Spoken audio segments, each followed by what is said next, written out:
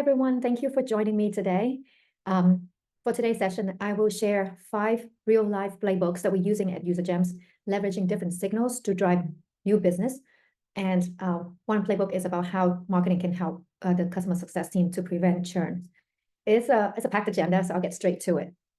Let me share screen, and we can get going. All right. You might have seen this stat before. Insight Partners shared this stat probably like 6 months or so ago, where they found that it takes 4 times more activities to book an outbound meeting compared to 5 years ago, 2019, 2020. So if we don't change how we do outbound, our results will decrease by 75%, is another way to look at this. We asked UserGems Labs team to kind of analyze all the opportunities across hundreds of customers. So I think we looked at over 6 million opportunities, contacts, accounts, etc. And we found that compared to 2020, to create a new opportunity today, it will take 3 times longer, more days that the marketing and SDR or sales team need to reach out, nurture until they agree to talk to us and create an opportunity.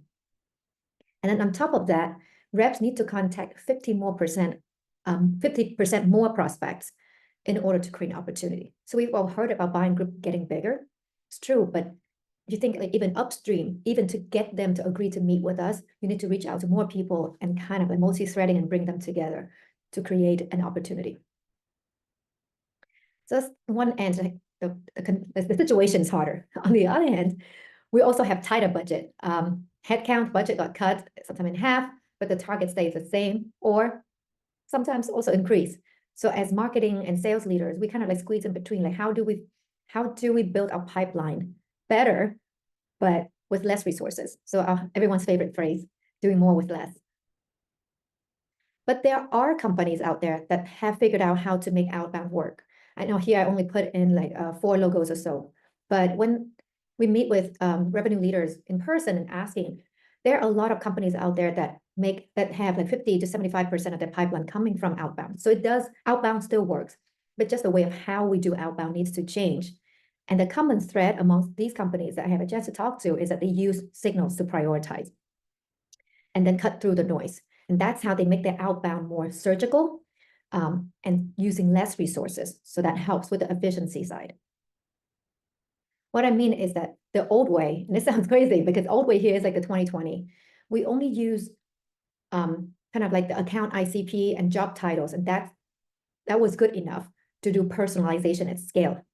But essentially what it does is just like, hi, first name, you're at this company with this job title. So it's actually very generic. And with all the automation that we have in the last few years, it's just basically a spray and pray on steroid. And that's why outbound is so hard now, because there's just so much noise. This old way of doing outbound.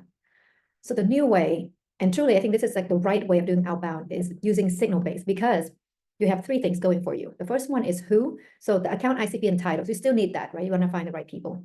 But then you got to layer on when. Just because they match your ICP criteria and title doesn't mean that they in market right now. So you got to use signals and trigger events to figure out when to reach out to them. And the signals also will give you the context. So you know who to reach out to, when, and why. And this is how you make your outbound relevant and timely. So we talk a lot about like different like signals. I mean, the conference is about signals, but there hasn't been like a clear definition of what signals are.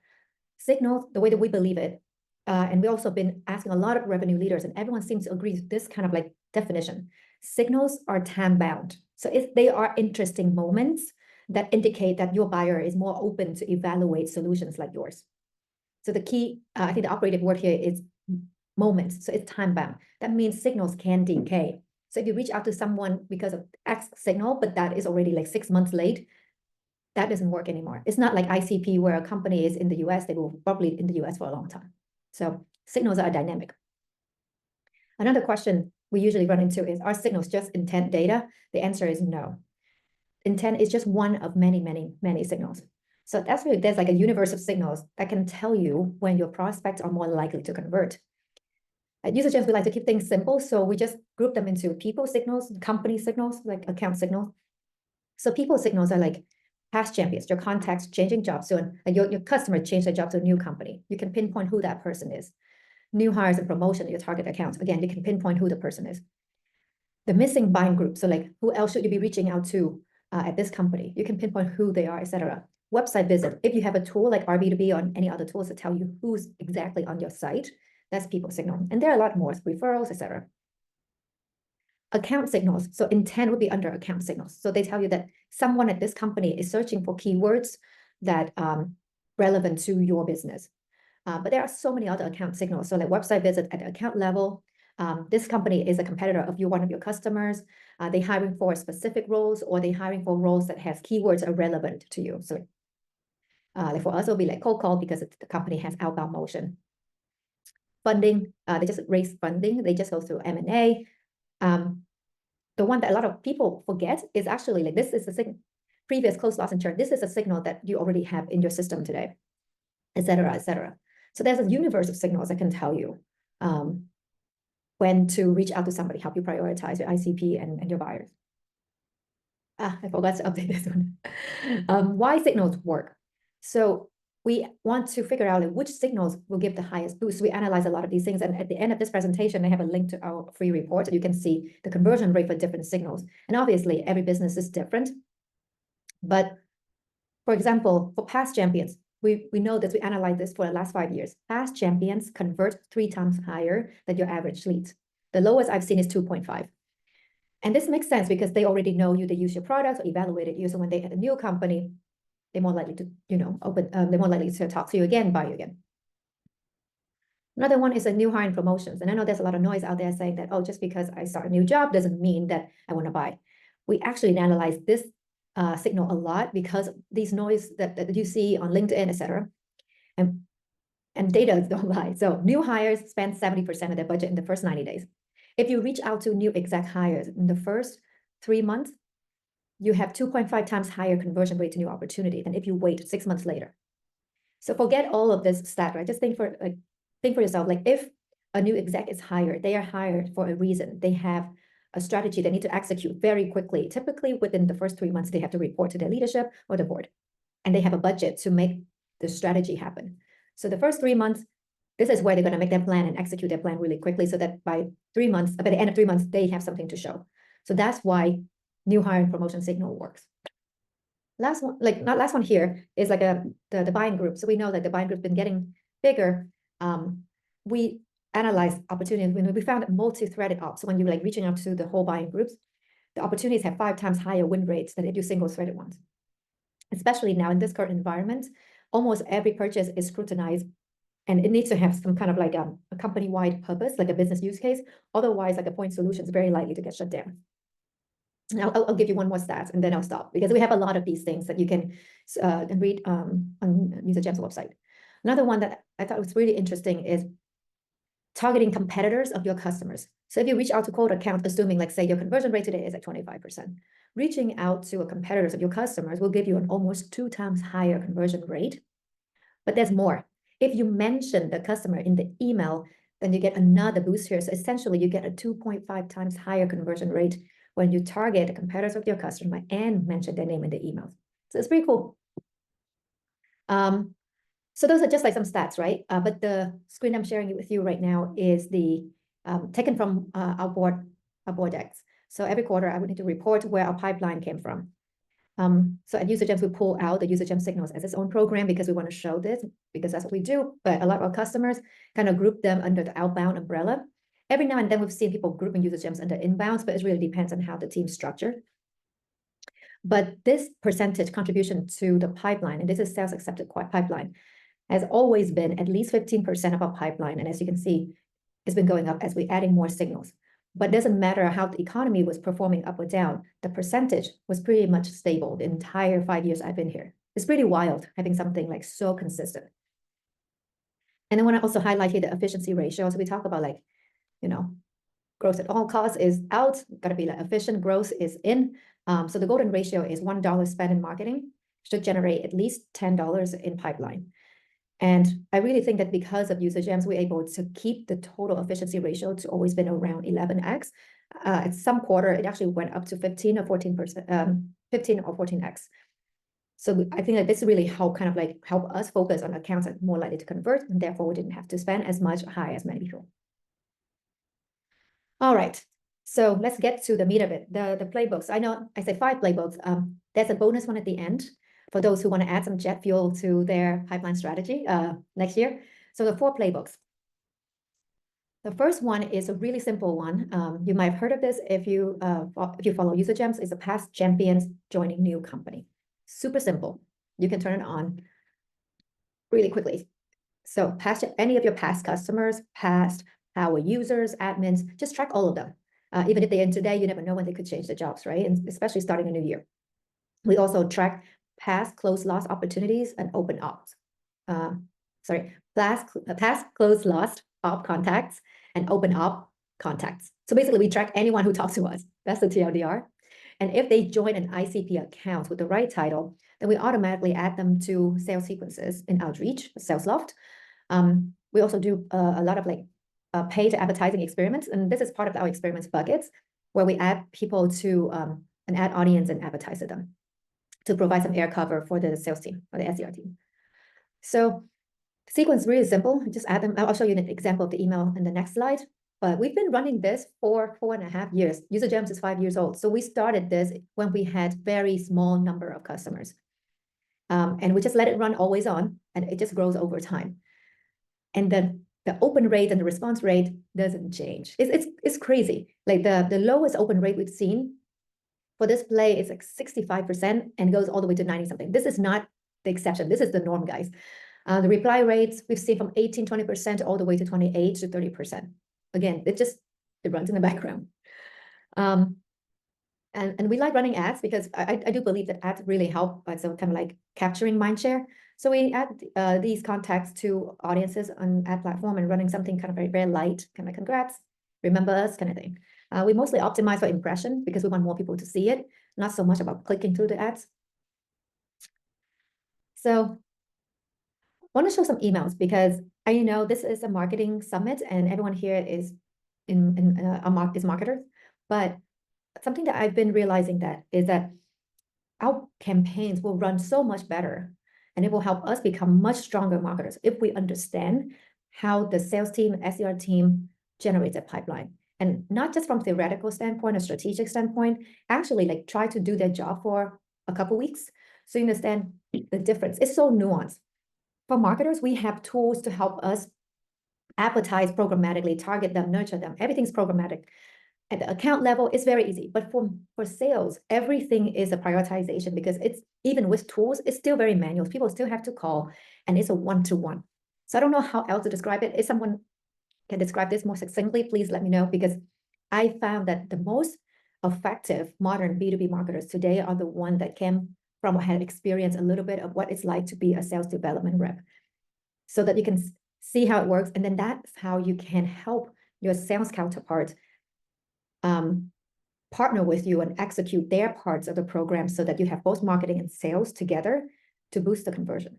So I'll get off a soapbox, but I want to give the context because I'm going to show you some of the email stuff that will really help your campaign perform better and help your sales, the sales team hit the quota much easier. So when people say that outbound's dead or email is dead, they show you examples like things like this. And these are like rampant, they're everywhere. So I'm not blaming people to think that the email is dead. Congrats, John. This person is a past GM, changed the job. You just picked up, like the salesperson probably picked up the notification in LinkedIn and just sent something like this. Congrats on your role. Notice that you're blah, blah, blah. Open to a quick chat. It's terrible. We've seen a lot of those. Ignore. That's not outbound. And it's not signal-based. Signal-based is something like this. So for example, if this person is a past champion, I have a typo. It's actually Salesforce, not Salesloft. A past champion was at Salesforce and he's now at OpenAI, head of enterprise. So when you use signals, then your campaigns and also your SDR's outreach will be a lot better. I would say like, hey, they pick it up that this is a past champion. So say like your User Gems experience at Salesforce. And then, hi, John, congrats on your role. We'll miss you at Salesforce, but we know you kick butts at OpenAI. That's contextual. And then you give a little bit like, before you ask anything, like congrats, I want to send you a gift, give you an extra boost, and that's it. No ask. This person is one of your best champions or your best leads, they just start a new job, have some empathy. They probably still figuring things out. You don't have to ask for anything. And because you use some automation tools like Outreach or SalesLoft, the second step is the second email 2 or 4 weeks later, and you can check it like how's the first 90 days going? Hope you like the gift. And then that's when you can start pitching. This play doesn't sound like rocket science. It really works. So I would say like don't overcomplicate it. Just be human. The fact that you don't ask for anything already helps you cut through the noise compared to everybody else. And the fact that you can reference they have some relationship with you because they use you at Salesforce, that's already helped your subject line cut through the noise in the inbox. All right. Second play. So now we're going to make things a little bit more, step by step, getting more complicated. So this one is revive closed loss or revive the dead. One of our team's favorite, generated majority of our pipeline first half of this year. So previous closed lost to us as a signal, that's an account signal, right? Like account had some kind of thing in the past with us. And then we noticed that there's a past champion that just joined that account, or that account has a new hiring promotion, or that account all of a sudden start visiting your website and high value pages like pricing, request a demo but didn't request, product overview, competitive comparison, etc. So when this happened, when you combine these two signals, right, immediately set up some workflow to trigger or adding those people into sequences or like some kind of Slack alerts for your team to reach out. So a lot of time people, when they see this, they will, like say the website visit, but they set up some kind of automation. There's some tons of automation tools out there. So when they see someone visit the website at the pricing page or something, immediately they blast out to anyone at the account. This is true story. They will blast from like demand to AE to head of finance to our CTO, etc. And it's just generic message. Quick question, quick question, quick question. The same thing. A, this doesn't work. B, it will guarantee putting your email inbox into a spam, because now people like Google and Outlook are now detecting when emails are identical as a spam flag. That's not signal-based. That's lazy outbound. Signal-based is something like this. So the same example, Henry Cavill, VP of Demand Gen, right? So we saw that he visited our ZoomInfo competitive comparison page and also looked at our product page. We noticed that he was involved in our closed loss a few months ago. And then we also picked up that this company, SentinelOne, so one of our customers at Okta used to work at this company. So then we put all that together. It's like, hey, Henry, hope you've been well. We've had a ton of product releases since we last spoke because we talked to him in January. And then we suddenly mentioned different information. We know that he was on ZoomInfo page, ZoomInfo competitive page. So UserGem versus ZoomInfo, and then UserGem's product page. So we kind of infer that he's evaluating, right? But we're not going to say that we know that you were on our site. We say something like, are you thinking about are you experiencing any inequality with like ZoomInfo? Do you not get enough ROI from intent, etc.? So we don't want to spook people, right? Not too creepy, but subtly mention that. And then PS, like, hey, one of your former coworkers is now at Okta, who's a customer of ours, want to reach out. So you kind of, not rocket science, but you kind of like pack all of the signals in. And that's how the outbound messaging becomes really contextual instead of just, hey, quick question, like generic stuff. All right, so because of time, I'm going to really accelerate. So next playbook is the ABM. In the session after this, Mason Cosby will break down the ABM into more details and like kind of how to get ABM started. But this one is just kind of like the same concept. So you pick out ABM accounts with high intent or high intent accounts, and you layer in the people signals like past champions, new highs, and then who else you should be reaching out to, but not. And then if any of these accounts are competitors to your customer, then add that in there into your emails. Package all that up, add it to a sequence for your team, sync all of the contacts and people signals into your CRM, and train your team to know where to go look. And if there's any customer referrals that used to work at this account, then also send a Slack notification to your team so that they can reach out easily and ask for a warm intro. So at UserGems, we run a lot of ABM. We target about 600 accounts every quarter. So for us, it's really important to know how to prioritize accounts so we know who to go after and when. And because we sync all of our signals into our CRM, we have this report where you can stack rank accounts that has the most number of signals. Because ITP accounts, we already know they're a good fit. So we just need to know which one we should target now. So for example, like this one, we have like 6 previous champions, 8 new hires that we care about. Oh, and we have some referrals that we could tap. This one visit our website, et cetera, et cetera. So that's how we prioritize accounts and grab them for ABM. And our SDR also know how, like, who to look for, because they know that's how we pick accounts. And because we use people signal, so they know that we always gonna have people contact, like buyer contact in the CRM, and they can grab it from there. So again, kind of like repeating the same format instead of like just generic sales emails like, notice you went to Northwestern, go Wildcats. Heard the bar there is awesome. Completely irrelevant. Signal-based messaging is when you can pack things in with different signals, like past champion. One of their competitors is gone, is who's our customers, and then someone at the team evaluated us in the past. So kind of bring it in. I mean, again, it's not rocket science. It's this kind of nuggets of information, or AKA signals, are everywhere in your CRM. You can buy a tool to bring that in. It's just how to aggregate all of this in your sales outreach emails so that you can convert the account. So advertising is easy. We can advertise and personalize at the account level. But for ABM to work, your sales team need to be able to write something like this. And not just one email, it's a sequence, because usually people, if you stop before 7 steps, you lose out, I think, like 33% of opportunities or something. So make sure that the team thoroughly work the contacts and the accounts. All right. Next one is, this one is for churn prevention. So kind of like similar mindsets, right? But applying to customer accounts. So whenever that we have a close one, but the team hasn't talked to VP or C level, then we immediately white space the customer accounts with VP plus titles and automatically add them to our HubSpot nurture. So we can send out email from myself or the CEO or head of sales, head of CS to introduce ourselves as extra resource, just to start brokering that relationship. They don't need to reply, but at least hopefully the door is open, and we can always we can reach out to them if we need to talk about something, like say if our champion's gone and we need to find a new champion, etc. Completely automated, super low lift. Another one is we set up new hires and promotion alerts at customer accounts as well. So when there's a new hire that's joining, this is one of the biggest churn risks, guys. We immediately set up the automation for the CEO to send an email, introduce himself, and then the head of CS also reach out as well, just so that we're not like a no-name vendor, right? Because that's the easiest way to get cut on budget. And then when a new IC is joining, we also put them into a nurture, kind of an educational nurture. It's like, hey, you're getting some user gems leads today. Here's what user gem is, and here's how you can convert these leads into pipeline, etc. Completely automated. Same thing with past champion joining customer, then welcome to alumni group. So very simple if then in HubSpot or Marketo. It took us about 2 hours between me and our head of CS, just make sure that all the data is mapped correctly. The emails, don't overthink it. I think marketers tend to kind of think about like, oh, I want to make sure it's on brand and beautiful. Actually, the better, like the higher converting emails are the ones that are written like as if you're writing to your friend. Very casual, text only, don't add any banner, anything like that. Just very simple. So it comes up authentic, right? You don't need to make it look like a promotional asset.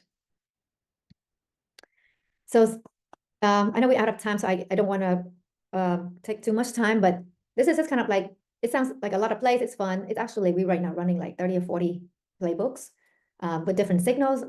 You can start with crawl, walk, run. Don't get overwhelmed by the number of bullets. Just tackle one by one. And you're going to see that it's like a rinse and repeat. It's very, very simple. But I already bucket them into like different themes. So hopefully it's easier for you once you get this deck and just kind of like tackling one by one. All right, here's a bonus.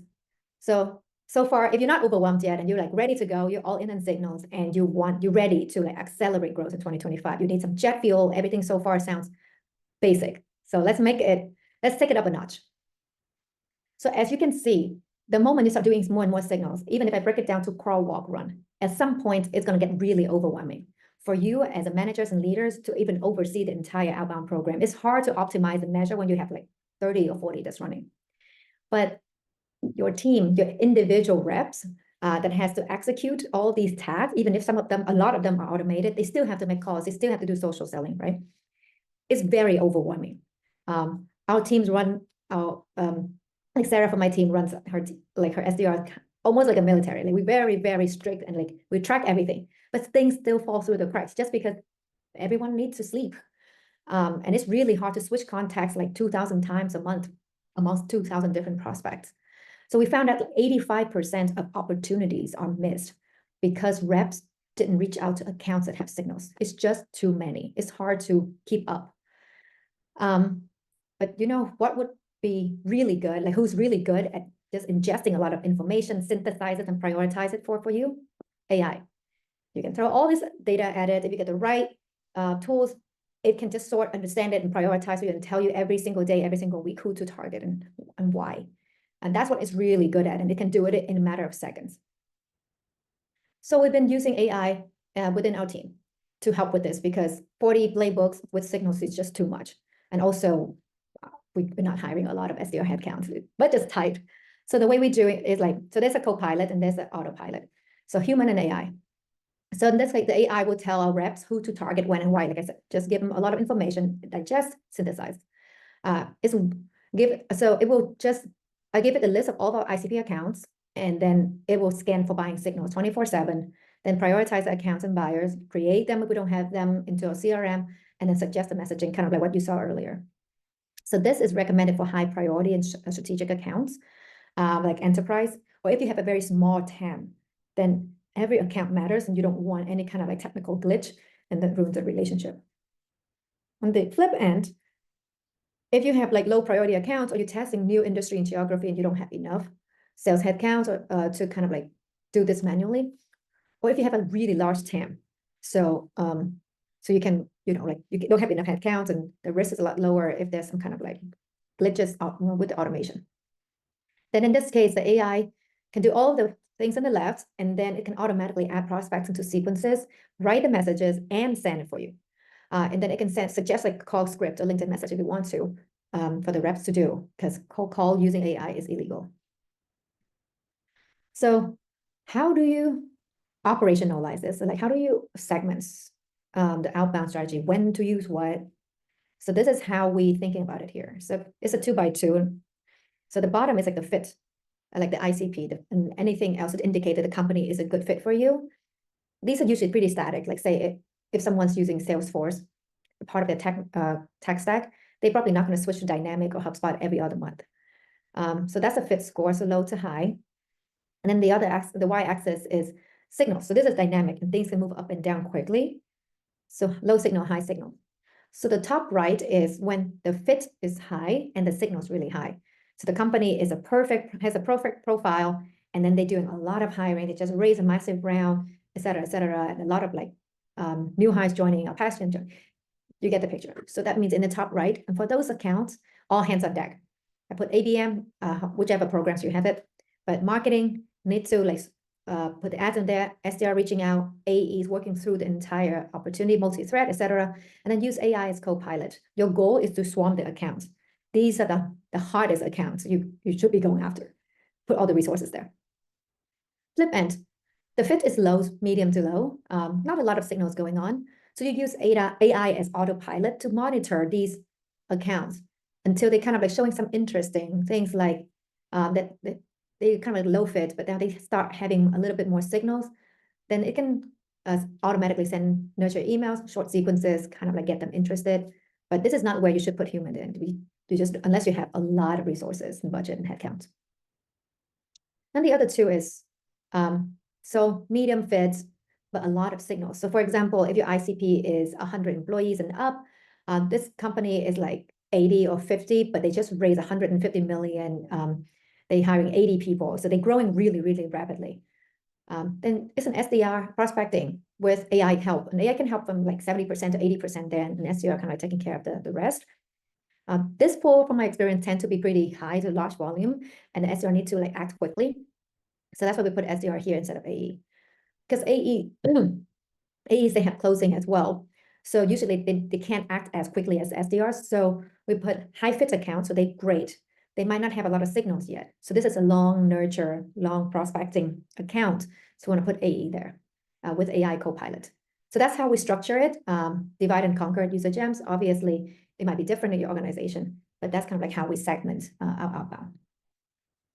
So here's a checklist to accelerate growth with this like jet fuel.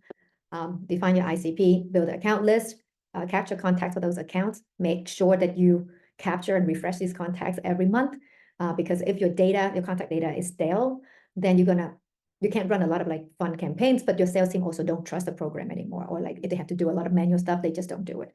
And you can't use AI if your data is bad, because then you just hit the wrong people, a lot of wrong people with wrong messages.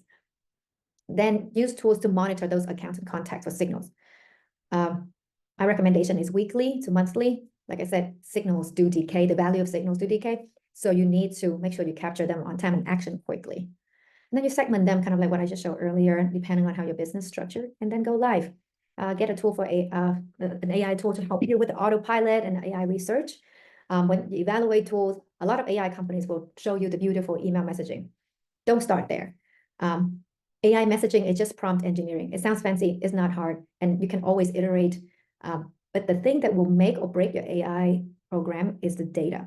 So if you talk to any AI vendors, ask them to open the black box, where the data coming from, how do you know the data is good, how do I know that the data will stay good after I sign a contract with you?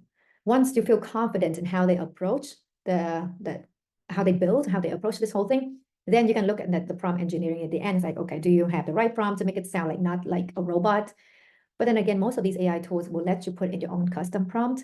So this is actually not the hard part. The messaging is not hard. Like you saw some email earlier. It's the signals that makes the emails and the outbound relevant and therefore converting.